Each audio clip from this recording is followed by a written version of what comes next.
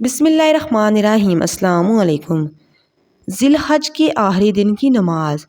سید ابن طاؤس رحمۃ اللہ علیہ نے کتاب اقبال میں روایت کی ہے کہ ذی الحج کے آخری 2 دن رکعت نماز بجا لائیں، جس کی ہر رکعت میں سورۃ الحمد کے بعد 10 مرتبہ سورۃ توحید اور 10 مرتبہ آیت الکرسی پڑھیں۔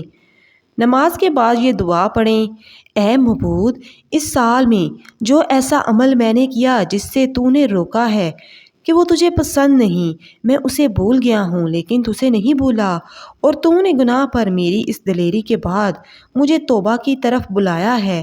اے معبود، میں تجھ سے اس گناہ کی معافی مانگتا ہوں، پس مجھے بخش دے، اور میرا جو عمل مجھ کو تیرے نزدیک لانے والا ہے پس اسے قبول فرما، اور میں تجھ سے جو آس رکھتا ہوں اسے نہ توڑ۔